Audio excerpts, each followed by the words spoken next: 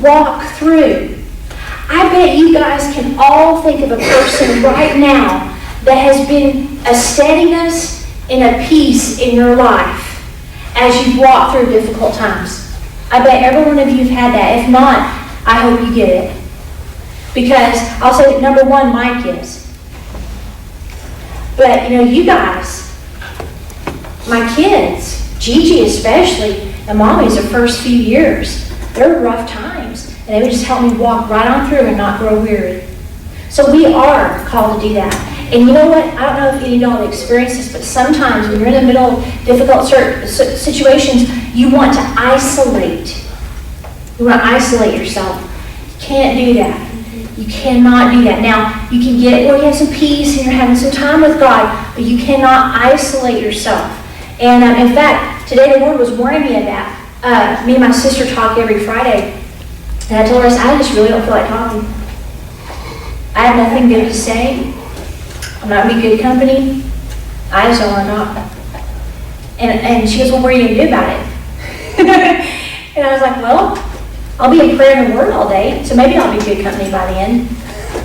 And so by the end, when it was time to talk with her, I actually felt the motive shift, and I knew I needed to have some time with prayer, or with the Lord, at the end, some extended time, which almost got ruined because of stupid traffic today. Does anybody notice the traffic today? It's ridiculous.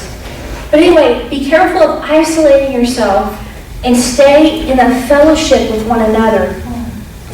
Let me give you the little Greek where it says, falling short of the grace of God.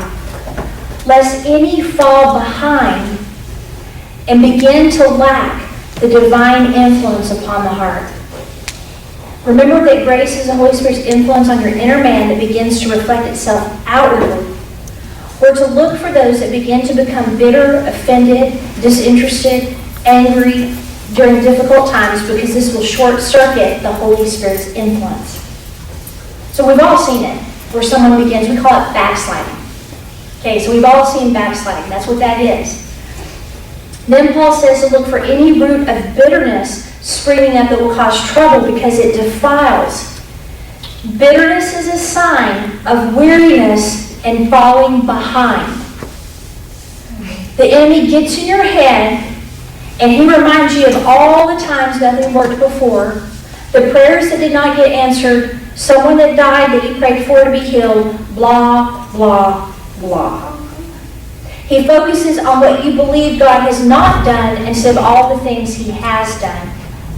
He then causes offense in your heart toward God and a blaming of Him for your current situation, which is ironic because 9 times out of 10, we're in the situation because of our decisions. It can begin as a twinge. Has anybody ever felt a twinge when you're in a difficult situation and there's just that little thought in the back of your head that God could fix this if He wanted to, but He's not? Okay? In fact, I am dealing with a person, a young person, who that has happened to them to the point where to relieve pain, they go to extremes. And there's a blaming of the Lord.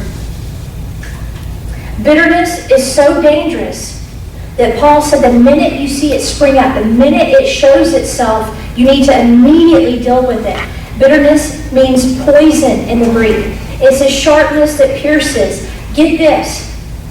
It's a wicked person whose life and behavior is now offensive to God and obnoxious to men. That's the end result of bitterness. You'll get so ridiculous in your bitterness that you will be offensive to God and obnoxious to men.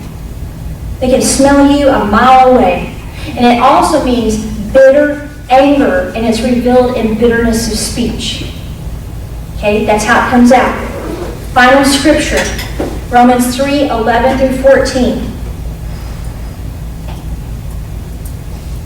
You know, I didn't ever meet a bitter person until a few years ago. And I have to say that this person was so bitter, she doesn't live here, that nothing good ever came out of her mouth. And when I saw her, her face was literally sharp. Have you ever seen those people? Their face gets all sharp. Yeah. And wrinkled.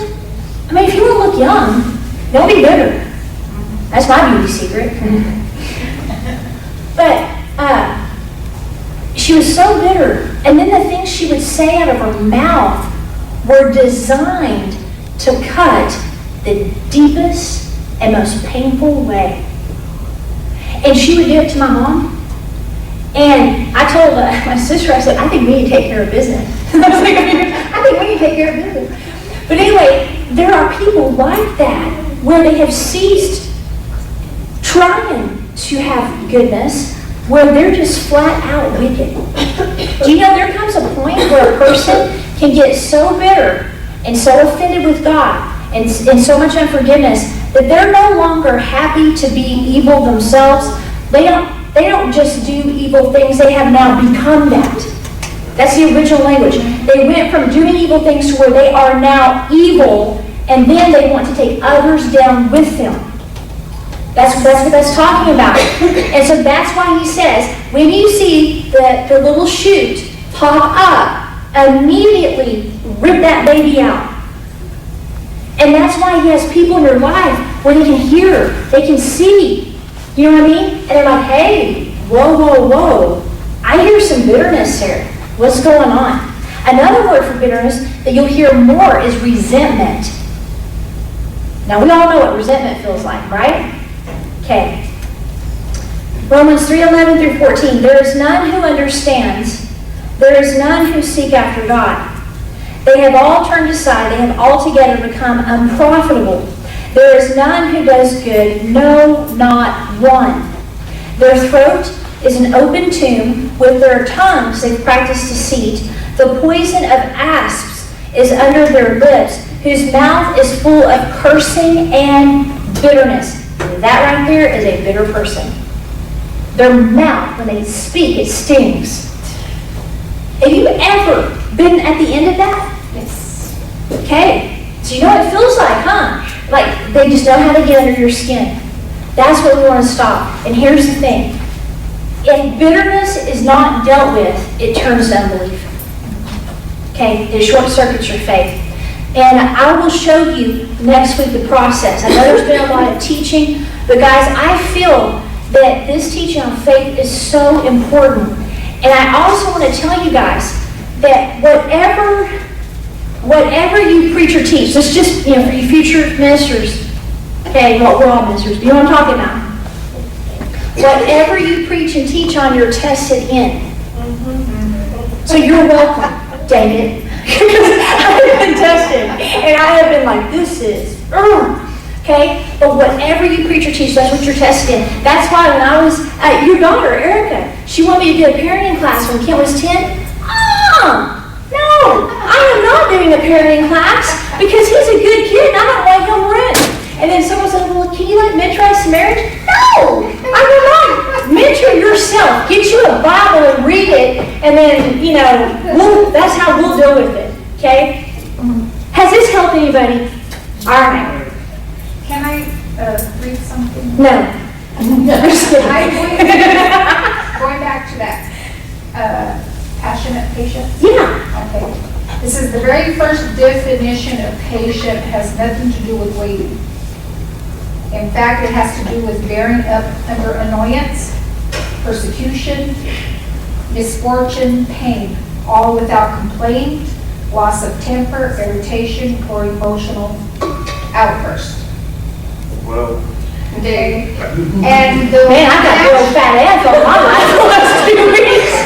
Wow.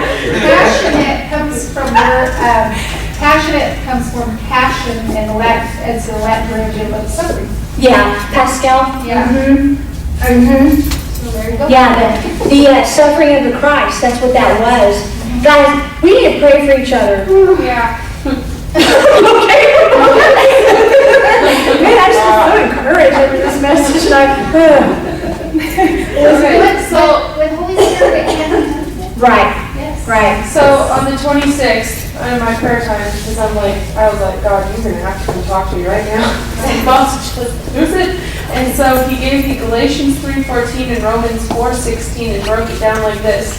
Keep your faith, the substance or evidence of the promise, anchored by hope, which is the expectancy of the fulfillment of the promise, and let that hope keep you in patience, seeing the completion of the promise come to pass.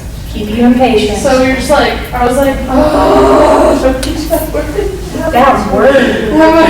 this is the first thing he ever said to me. The first thing I ever heard from him was, be patient, be faithful. And I would hear that every day, all day long. He would be like, be patient, be faithful. And I would hear it in my head, be patient, be faithful.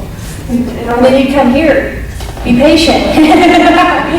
Hey, Roberta, I'd like that definition read again, because I would like to write it down, because I need to wallpaper my house with that definition, because I have been annoyed.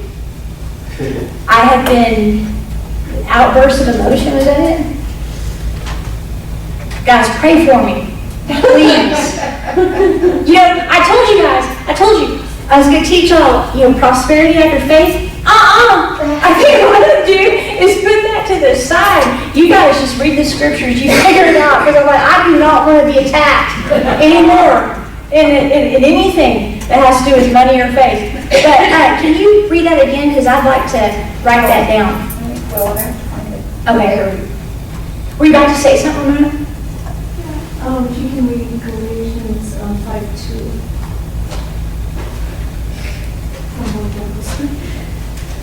Galatians 5:2.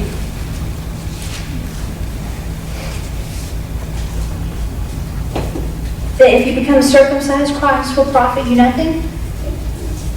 Because we're about faith is doing. Let me see.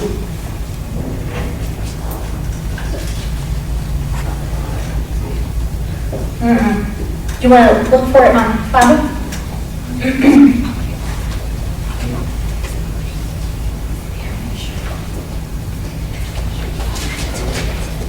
Let her find that.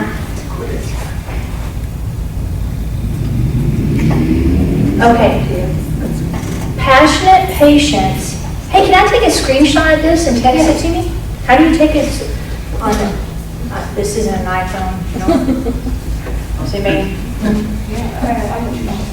anybody know how to do this? We have not the right. Y'all know how to do a screenshot on your phones? Tyrone, do you know how to use peasant phones?